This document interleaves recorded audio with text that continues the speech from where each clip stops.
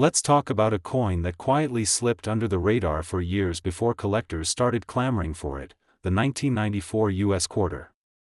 You might have casually spent one at the corner store back in the 90s, but today those very same coins are sparking bidding wars online. I'm about to walk you through why this quarter, born in a seemingly ordinary year, became a must-have prize for serious numismatists, and why you might want to dust off that old change jar. The story of the 1994 quarter begins in the heyday of the Washington bicentennial design, a look first introduced in 1932 and used, haltingly, throughout subsequent decades. By the mid-90s, the U.S. Mint was producing quarters in such overwhelming quantities that it almost seemed financial institutions were swallowing every press strike whole. Yet in 1994, the Philadelphia and Denver mints each struck millions of quarters bearing George Washington's profile and that familiar heraldic eagle. At first glance, they were indistinguishable from the everyday change in your pocket. But subtle differences in planchet composition, minting pressure, die wear, and minting errors conspired to create variants that collectors now prize above the run-of-the-mill change jingling in their cup holder. One of the most intriguing aspects is the so-called wide-rim Philadelphia strike. On some 1994 P quarters, the rim around Washington's bust is noticeably broader than on standard issues. This isn't just a quirky misprint, it points to a slight misalignment in the die assembly that allowed the coin's peripheral details to gather more metal. Spotting one takes a keen eye. Hold a suspect quarter next to a certified standard and compare the distance from Washington's cheekbone to the rim. You'll see a hair's breadth more metal on the wide rim piece. That extra width may seem trivial, but it's enough to nudge values from face value up to $50, or more in higher grades. Then there's the Denver, clipped planchet error, where the coin blank received an incomplete cut before being sent through the press. These quarters bear a distinct curved gap along the edge, as though a small bite was taken out of them. Clipped planchets occur when two blanks overlap during cutting, and one strikes only partially. A clipped 1994 D in uncirculated condition can fetch upwards of $75 at auction, especially if the clip is broad and smooth. Collectors love a clean, dramatic arc. Some of the best examples show a full 10 to 15% of the rim missing, forming a graceful crescent that collectors refer to as the full moon clip.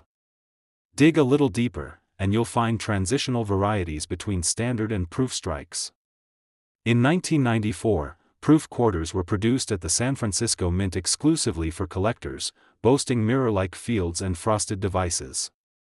Yet some proof-like near-uncirculated pieces escaped into circulation or were saved inadvertently, showing only a hint of the satin finish. When these impaired proofs surface in mint state, they command premiums, think $100 or more, because they blur the line between business strikes and collectibles. I once handled a piece that looked like a regular quarter under bright daylight but revealed a soft, mirrored gleam when tilted under a desk lamp. In MS-65, it hauled in close to $180. As for overall rarity, don't let the millions of coins struck mislead you. The vast majority were spent, scrubbed, and eventually melted down by vending machines. Only a fraction survived in high grades. For instance, the Professional Coin Grading Service reports fewer than 50 examples of MS-67 wide rim 1994 P known to exist. That scarcity drives prices well into the four-figure range when one of those rare survivors hits the market. In fact, a recent Heritage auction sale saw an MS-67 Plus wide rim 1994 P go for over $1,200, illustrating how a slight die variation elevates an otherwise ubiquitous issue into serious collector territory. Beyond the numbers, there's a human story here. During the mid-90s, coin collectors were transitioning from bulky albums to sleek plastic flips and airtight holders. Many of those flips were populated by common dates, but once word spread on early internet forums about the 1994 errors, hoarders began exchanging stash lists instead of pennies. A handful of East Coast dealers recall the moment when a Midwest collector dropped by with a Ziploc bag of raw 1994 quarters, insisting something about them looked off. That chance encounter sparked a frenzy, and today you'll still hear legends of dusty jars yielding surprising payouts to unsuspecting finders. For those eager to hunt one down, understanding condition grades is crucial. In circulated grades, say, VF 20 to 50 Australian dollars, a clipped planchet might sell for $20 to $40, depending on clip size and overall eye appeal. A wide rim example in 58 Australian dollars could scrape together $150, but move up to MS60 and you're looking at $250 or more. The real magic happens above MS63. Coins here have sharp details, full luster, and minimal bag marks. An MS64 clipped planchet might bring in $400, but push it to MS65, and bidders start racing toward the $600 mark. From there, every minor grade bump multiplies value significantly. An MS66 would be a jaw-dropping prize at well over $1,000. But how do you separate the authentic errors from charlatan chips? Authentic clipped planchets exhibit a characteristic smoothness where metal pulled away from the blank's edge left behind tiny flow lines on the reverse surface. Examining these under 20 times magnification will reveal concentric striations radiating from the clip's apex, a sure sign of a genuine mint error. Similarly, wide rim pieces often show slightly shallower fields adjacent to the rim, as the expanded metal footprint reduces die-to-planchet contact near the edge. Careful lighting techniques, tilting the coin under a lamp, can quickly highlight these depth variations. Provenance plays a part, too. Auction houses love offering coins with pedigrees, a clipped planchet saved by a Pennsylvania soda machine mechanic, or a wide rim piece discovered in a pre-1990s coin library. Such backstories not only add color but also assurance that the coin avoided harsh circulation, bolstering grade claims. If you ever see a 1994 quarter accompanied by a letter from the original finder, you'll notice competitive bidding heating up fast. One overlooked angle is die deterioration. Late in production runs, mint dies wear down, softening features and occasionally creating doubling along lettering or devices. A handful of 1994 D quarters display faint doubling on the motto E pluribus unum, hinting at the die's stage of life. Collectors grading these pieces pay attention to whether the doubling is weak and ghostly or crisp and bold. Crisper examples can still fetch a nice premium, whereas ghostly doubling is more of an academic footnote. Finally, let's talk about the thrill of the hunt. There's something uniquely satisfying about sorting through rolls for that one gem. I remember a collector who, after opening 200 unsearched bank rolls, found a clipped planchet within the first dozen. That surprise discovery netted him nearly $300, more than covering his entire roll order. And even if you don't strike error gold, finding a high-grade near-uncirculated example, MS63 or above, in loose change is its own reward. Given how thin the survival rate was for top-grade 1994 quarters, any MS63 or 64 business strike in a random pocket can feel like hitting the jackpot. So whether you're sifting through pocket change hoping to hit a small payday, or you're watching online auctions with a calculated strategy, keep the 1994 quarter on your radar.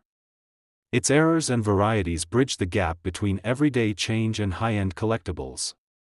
And remember, finding one in top condition is like uncovering a hidden chapter in U.S. minting history, a story told in metal, die faces, and the occasional planchet that slipped free of perfection. If you've got a jar of 90s quarters stashed away, you might want to give them a closer look. You never know which one might carry that subtle twist that turns it into something extraordinary. Now let's shift gears and dive into a coin that marks a turning point in U.S. minting history, the 1966 quarter. Unlike the 94 piece you just heard about, this coin emerged during a time of sweeping changes, no mint marks, a brand new clad composition, and a public still adjusting to the end of silver coinage. Yet within that upheaval, collectors have uncovered subtle variations and errors that make certain 1966 quarters surprisingly scarce and surprisingly valuable. The story begins after the Coinage Act of 1965, which responded to skyrocketing silver prices by eliminating silver from dimes and quarters. Starting in 1965 and running through 1967, Washington quarters were struck in a copper-nickel clad composition, sandwiching a pure copper core between outer layers of cupronickel. At the same time, mint marks were temporarily removed from circulating coins, an effort aimed at discouraging hoarding of specific issues. So every 1966 quarter you find in change carries no P, D, or S marking. That uniform appearance, however, belies hidden quirks that savvy collectors prize today. One standout variety is the double die obverse, where slight misalignment of the hub during die creation left a faint echo on Washington's profile, the date, or lettering. If you look closely at the word Liberty, some 1966 quarters show a subtle shadow doubling, like a whisper of metal just behind the main letters. These pieces are rare, estimates suggest fewer than 100 examples show strong doubling. A true double-die 1966 quarter graded MS-65 by PCGS can fetch north of $500, and the finest known MS-66 Plus example recently hammered for over $1,200. It's a perfect example of how a small error at the die stage magnifies value decades later. Beyond doubling, planchet errors also occur, though less dramatically than the full moon clips of 1994. Some 1966 quarters exhibit a thin planchet flaw, where the cupronickel layers didn't fully bond to the copper core, producing a faintly depressed ring around the edge. Collectors refer to these as partial delaminations. In lower grades, the effect might look like a faint band of discoloration. In higher grades, you can see a thin line where the two metals peel slightly apart. A well-preserved MS-63 partial delamination quarter can sell for $150 to $200, but if the separation reveals full concentric rings without corrosion, that can command $300 or more at auction. Die cracks are another interesting quirk on 1966 quarters. Late in the San Francisco proof die's life, shallow cracks developed across Washington's shoulder or through the ribbons on the reverse. These tiny fissures catch light differently than intact metal, creating slender white lines that look almost like pinstripes. Some collectors chase a complete die crack that runs from the truncation of Washington's neck all the way to the rim. While a cracked die business strike might only add $10 to $20 in value if circulated, in mint state, especially grades MS-65 and above, it can push prices into the $75 to $100 range. For proof examples, similar cracks have fetched up to $250 in top-tier auctions. Perhaps the most subtle, and easiest to overlook, variety is the broad strike quarter. When the striking pressure is slightly higher or the planchet shifts, the metal can flow farther beyond the die margins, resulting in a coin with a slightly broader diameter and softened peripheral details. You won't see the reeds on the edge as sharply defined, but you will notice the fields appear fuller and the devices less confined. Broad strikes from 1966 can trade between $50 and $120 in grades above MS-62, depending on how pronounced the spread is. For a collector stacking varieties, broad strikes offer an affordable entry into the world of minting anomalies. Turning to market values more broadly, most circulated 1,966 quarters, grades from good, G4, up to about uncirculated, -50 Australian dollars, remain modestly priced at 50 cents to $3. That's because, despite their error varieties, more than 500 million clad quarters were struck in 1966 between Philadelphia and Denver. But once you cross into uncirculated territory, things change fast. An MS-60 coin might go for $5 to $7, an MS-63 $20 to $30, and an MS-65 as much as $75.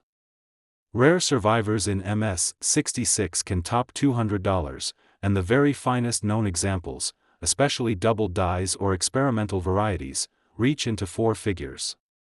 Auction records highlight how far these quarters can climb. In March 2025, Heritage Auctions sold an MS-66 1966 double die obverse for $1,100, a price fueled by sharp detail, full luster, and impeccable eye appeal. Just 2 years earlier, the same variety in MS-65 barely cracked $600. This shows not only the rarity but the growing collector demand. Meanwhile, on the proof side, a flawless PF 68 Deep Cameo 1966 quarter fetched $450 in late 2024, thanks to its bold frost mirror contrast and flawless surface. Beyond errors and grades, the 1966 quarter has a few fascinating backstories. Some pieces were part of experimental die tests featuring altered die engravings. In one documented case, a test die inadvertently applied extra punch to the reverse eagle's feathers, creating slightly thicker feather shafts. Those test strikes, rescued by Mint employees, ended up in private hands decades ago, and a single PCGS-graded specimen sold for $2,400 in 2023. There are also tales of pattern strikes, coins struck on heavier planchets to trial new press settings, that occasionally appear at specialist auctions, each commanding sums well above $5,000 for their one-off nature. Condition-based value variations for regular business strikes underscore the importance of luster and strike sharpness. A coin graded MS-64 with strong satin luster and crisp details on Washington's hair ribbon might trade at $40, while an MS-64 with muted fields and weak hairline details might only go for $25. That difference reflects how subtle variations in production and preservation influence price. Likewise, an MS-65 with deep cartwheel luster and razor-sharp rims can bring in $90, whereas one with even minor hairlines or friction marks might be closer to $60. Collectors also prize color and toning on these clad coins. Because of the copper core, some 1966 quarters develop attractive blue-gray or golden patinas when stored in lightly ventilated environments. A coin with even, pastel toning around the rims, and untouched luster at the center, can sell for a premium of 20 to 30% over its base grade value. Dealers often describe these as rainbow highlights, and seasoned collectors know to look for subtle color shifts that play across the fields under natural light. For those still hunting through banks or pocket change, finding error-free MS-64 or better examples of a standard 1966 quarter is the likeliest payoff. Ordering unsearched bags of business strikes, rather than rolls, can yield a higher concentration of top grades. I've known collectors who opened 5 bank boxes and turned up a dozen MS-65 plus pieces, each one selling for between $80 and $120. Even an MS-63 in a pristine slab can command $30, providing a tidy return on investment for the time spent sorting. Provenance and pedigrees again add weight. Coins once held in the famed Elias Berg collection or unearthed from pre-1968 bank hoards carry stories that resonate with buyers. When a slabbed MS-66 double-die 1966 quarter appeared with a documented history of custody in a single collector's archive since the 1970s, bidding quickly soared past $1,500. Buyers knew they weren't just acquiring metal, they were buying a slice of numismatic folklore. Finally, there's something inherently satisfying about uncovering a prized 1966 quarter in a mundane stack of change. It reminds us that even in an era of mass production, over 500 million issued, small errors and natural quirks still find their way into circulation. Those hidden gems offer both the thrill of the hunt and the pleasure of owning a piece of monetized history. So next time you're checking your pocket change, keep an eye peeled for subtle doubling on Liberty, faint lines creeping along the rim, or even a whisper of misaligned fields. That one special quarter might just be waiting to tell its story, and be worth far more than its 5-cent face value.